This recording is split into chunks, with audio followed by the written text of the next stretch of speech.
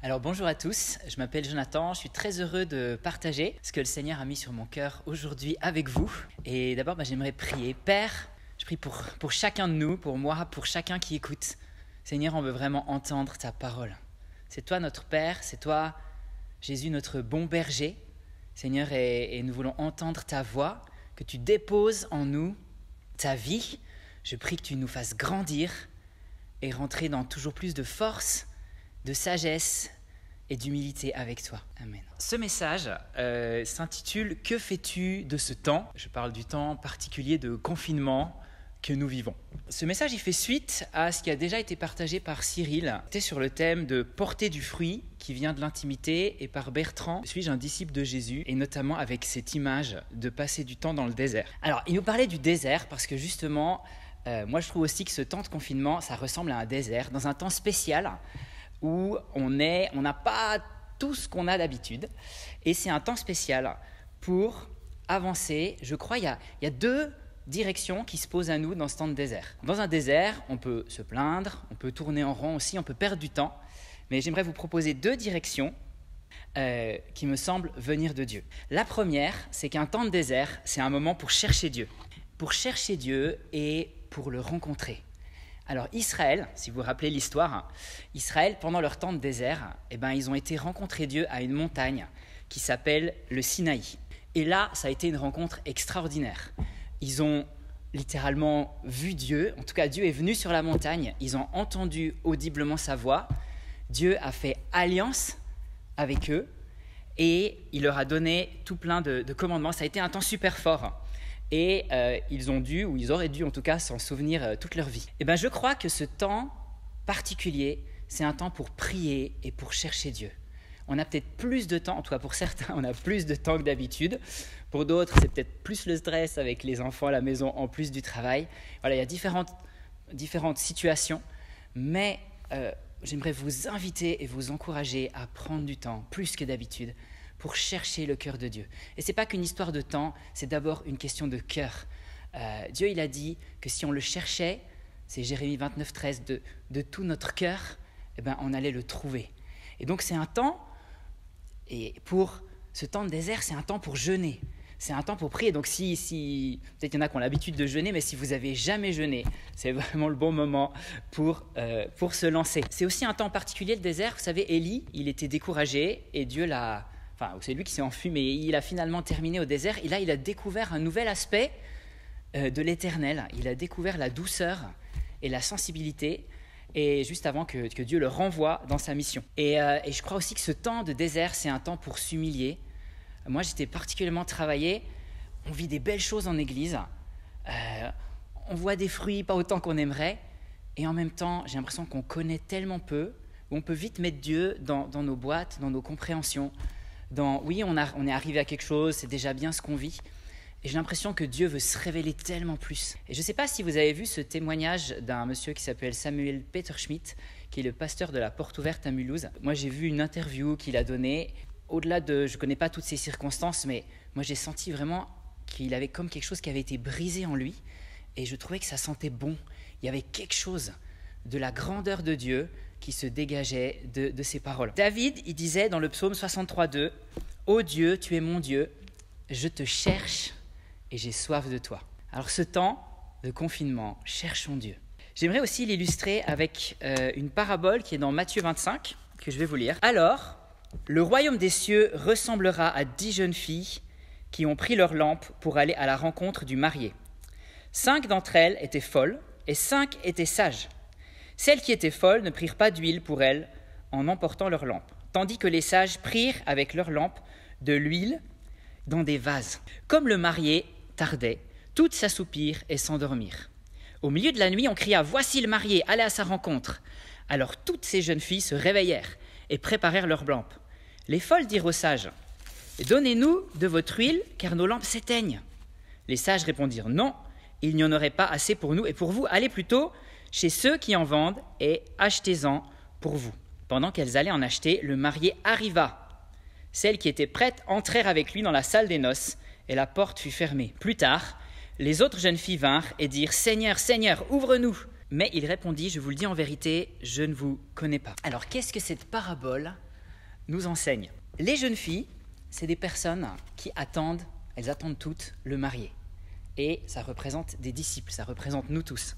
Et ces jeunes filles ont de l'huile, et je crois que cette huile, ça représente... Enfin, elles ont une lampe qui brûle, c'est leur cœur qui aime Dieu, qui a décidé de suivre Jésus. Et cette huile, c'est la profondeur de leur intimité avec Dieu. Et certaines, elles ont de la réserve, elles ont creusé, elles ont cherché à connaître Dieu.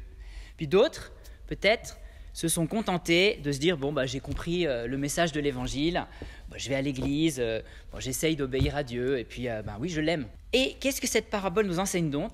C'est que toutes ces jeunes filles, elles attendent le marié, et nous attendons Jésus. Et en fait, en même temps, le temps est long, et elles vont toutes s'endormir. Il n'y en a pas une qui va rester debout jusqu'au bout. Donc, on n'est pas des Superman, hein. C'est-à-dire que je ne crois pas qu'on va arriver à tout bien faire pour Dieu, clairement, comme peut-être on aimerait ou on devrait, mais Dieu est bon avec nous. Par contre, Jésus, il prononce des paroles fortes sur ces filles parce qu'il dit qu'il y en a des sages et les autres sont folles. C'est très fort de dire que quelqu'un est fou. Et pourquoi elles sont folles ? Parce qu'elles ont une sorte de superficialité dans la façon dont elles ont traité Dieu ou leur relation avec Dieu. Et à la fin, du coup, elles ne peuvent pas entrer. Et Jésus va leur dire « Mais je ne vous connais pas ». Et c'est super triste et c'est super grave. Et je crois que la signification, pour nous, c'est vraiment un avertissement de dire « Ne traite pas ton intimité avec Dieu à la légère. Ne traite pas Dieu à la légère, mais va chercher de l'huile. » Et peut-être qu'on ne va pas tout bien faire jusqu'au bout. Peut-être qu'on va des fois se planter, des fois on n'est pas au 100%. Ce n'est pas ça l'essentiel. Par contre, ton cœur, remplis-le avec l'huile de la présence de Dieu et aie des réserves, parce que quand les temps sont difficiles, c'est pour ça que les temps de désert, des moments où on est peut-être plus au calme, c'est le bon moment pour chercher Dieu, lui laisser nous mettre une nouvelle cargaison d'huile. Alors, le désert, je vous ai dit, c'était la première direction, c'était aller chercher Dieu comme aller à la montagne du Sinaï. La deuxième direction, quand Israël était dans le désert, à part tourner en rond et attendre, à un moment, ils sont arrivés en face du pays. Et là, c'est vraiment mon deuxième point, c'est prendre le pays. Alors, qu'est-ce que ça veut dire, prendre le pays ? J'imagine que vous lisez tous la Bible. Vous avez déjà remarqué qu'il y a un livre qui s'appelle le livre de Josué, et ça parle de guerre, du début à la fin. Ouais, ça parle que de batailles, des villes qu'ils ont prises, des défis qu'ils ont eus. Vous savez, Jéricho, les murailles qui s'écroulent, les moments où ils font des erreurs et ça leur coûte, et ils sont découragés, et Dieu les rencourage. Et à la fin, il y a toute une partie où on lit toutes les conquêtes qu'ils ont fait. Ça peut paraître un peu ennuyeux, mais en même temps, c'est très important de comprendre s'il y a ce livre qui est là. C'est pour nous enseigner une chose fondamentale. C'est lorsqu'on a dit oui à être disciple de Jésus, à le suivre, on a aussi choisi, il nous a envoyés dans une guerre. Il y a une partie de notre vie de disciple, il y a un pays à prendre. Et ça veut dire, un pays à prendre, ça veut dire des difficultés, des batailles, des combats. Donc ça ne va pas être toujours facile. Pour chacun de nous, après être né de nouveau, après avoir reçu le salut et reçu l'Esprit, et Dieu nous équipe et on apprend à l'écouter, et bien tout de suite, ou très rapidement, Dieu nous envoie dans des batailles. Il y a des parties de nos vies, il y a des péchés qui doivent sortir de nos vies, il y a des dimensions à conquérir. Par exemple, on peut être timide et Dieu va nous pousser, il ne nous a pas donné un esprit de timidité, donc ces batailles-là, je pense qu'on les a tous, où il va nous pousser à témoigner, ou à aller prier pour un malade, ou à passer plus de temps dans la prière, ou à aimer quelqu'un, ou même pardonner quelqu'un. C'est fait partie de ces batailles. Il y en a plusieurs, et c'est les batailles, je dirais, de notre caractère et d'agir au nom de Jésus. Et j'avais vraiment à cœur de rappeler ça, parce que parfois, on peut oublier que notre vie, elle est faite pour la guerre. Enfin, une partie de notre vie, elle est faite pour la guerre, donc on est des disciples et on est des guerriers. Et j'aimerais vous demander, mais comment vous combattez ? Comment as-tu appris à prier ? Est-ce que tu peux tenir 1 heure à chercher Dieu quand c'est difficile ? Moi, j'y arrive des fois et des fois, j'y arrive pas. Mais je sais que Dieu nous a appelés à être des intercesseurs, à prier, à se battre dans la prière. Et du coup, quelles sont les batailles que Dieu met devant toi ? À Josué, Dieu a dit « Fortifie-toi, prends courage, car c'est toi qui mettras ce peuple en possession du pays que j'ai juré à leurs ancêtres. Seulement fortifie-toi et bon courage en te conformant fidèlement à toute la loi que Moïse, mon serviteur, t'a prescrite.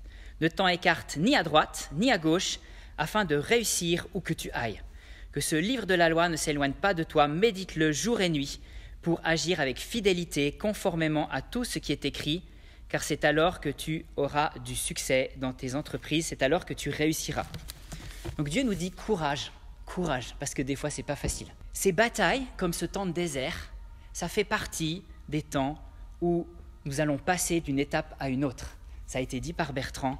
Et j'aimerais vous citer 1 Jean 2, 14. Vous savez, il y a les enfants, les nouveau-nés dans la foi. Après, il y a ce que la Bible appelle les jeunes gens, si on voulait, c'est les ados dans la foi. Et ensuite, il y a ceux qui deviennent parents. Et pour les jeunes gens, qu'est-ce que Dieu dit ? Il dit, je vous ai écrit, c'est Jean qui parle, jeunes gens, parce que vous êtes forts et que la parole de Dieu demeure en vous et que vous avez vaincu le mauvais. Donc, entre avoir découvert le salut et l'amour de Dieu et l'intimité avec Dieu, il y a une phase où on apprend la guerre. Et si on ne passe pas par cette phase-là, on ne deviendra pas des pères. Ça veut dire des pères, c'est ceux qui sont capables de prendre soin d'autres personnes dans la continuité. Pour ceux qui sont parents, je pense que vous comprenez très bien ce que je veux dire. Pour les autres, regardez un peu ce qui se passe.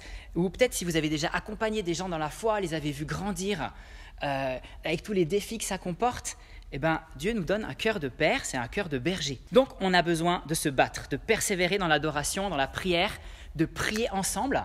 Un domaine de bataille, par exemple, c'est de prier en couple. Est-ce que je prie et je sais adorer ensemble ? Ce n'est pas une option. Pareil, avec notre famille, Dieu veut nous apprendre à prier en famille. Pareil avec des frères et sœurs. Voilà. Jésus a dit à celui qui vaincra.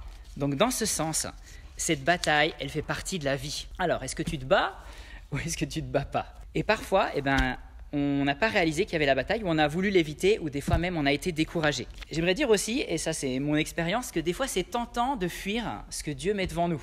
Des fois on a quelque chose à préparer ou on vit un moment intense et c'est plus tentant de se distraire, d'aller regarder une vidéo sur YouTube que de passer un temps dans l'adoration et la prière. Et il n'y a rien de mal à YouTube en tant que tel, mais le temps du combat, on a besoin de le mener pour grandir, pour honorer Dieu et pour voir des victoires. Hébreux 12 dit, Hébreux 12, 1, courons avec persévérance l'épreuve qui nous est proposée. Donc si tu as dit oui à Jésus, tu as dit oui aussi pour grandir, pour devenir parent, et tu as dit oui aussi pour apprendre à te battre. C'est intéressant, Jésus, quand il est allé au désert, qu'est-ce qui s'est passé pour lui ? Il a jeûné, pas facile.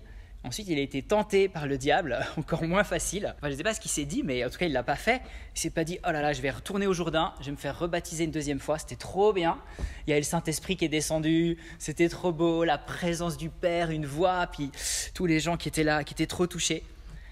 Oui, ça a été un moment super bon.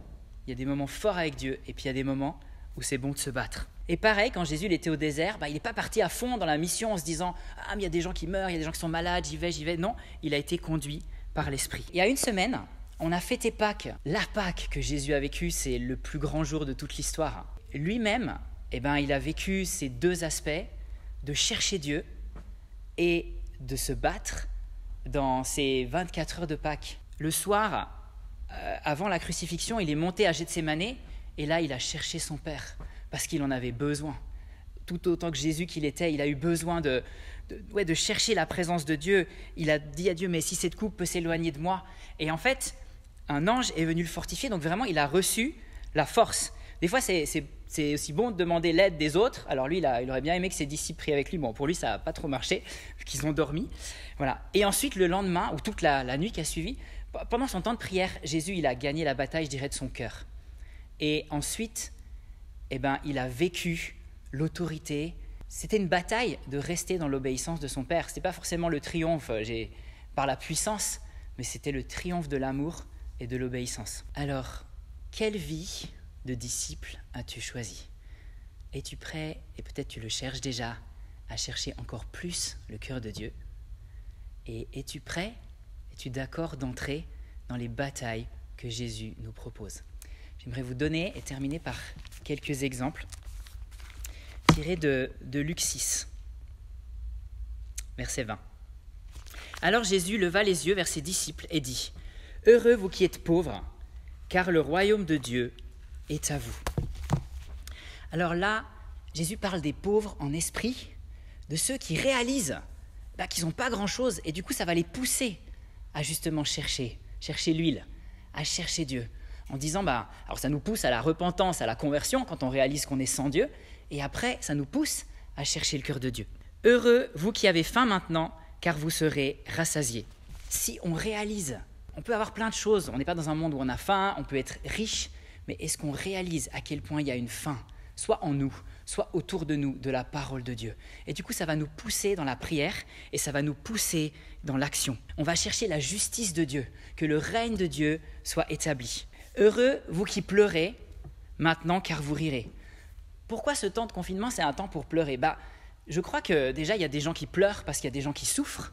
Donc déjà, en étant sensible à ce qui se passe dans le monde, au niveau de la maladie, et aussi au niveau de ce qui va se passer ou ce qui peut se passer économiquement, mais notre cœur, si on réalise quelle est la soif, et c'est tellement triste de voir le péché, c'est tellement triste de voir l'aveuglement que des fois nous on a, ou que le monde peut avoir par rapport à l'amour de Dieu, et moi ça me pousse à intercéder, ça me pousse aussi à témoigner. Et Jésus il a dit, heureux ceux qui ont leur cœur, qui pleurent pour eux ou pour les autres, pas parce qu'ils ont fait des bêtises, mais parce qu'ils réalisent le projet de Dieu, ils réalisent la destruction que le péché amène et ils cherchent le royaume de Dieu. Ça continue par « Heureux serez-vous lorsque les hommes vous détesteront, lorsqu'ils vous chasseront, vous insulteront, vous rejetteront. » Voilà, la persécution est pareil, ça fait partie de la bataille. Que si on se lève dans l'intercession, si on se lève dans le service, ça va déclencher des batailles. Des fois des batailles un peu imprévues comme ça. Et en même temps, ce que Jésus il nous dit sautez de joie, car votre récompense sera grande. Parce qu'il y a beaucoup de joie à se battre pour Dieu. On a des victoires, des fois pas tout de suite, mais il y a beaucoup de joie à semer dans le royaume de Dieu. Alors, pour terminer, j'aimerais vraiment te reposer ces questions. Comment cherches-tu Dieu ? Et comment apprends-tu à te battre dans ce temps de confinement ? Et Jésus nous a dit « Suis-moi ». Donc il nous a invités à le suivre au désert pour chercher le cœur du Père et dans la mission pour le servir et aimer ce monde. Amen.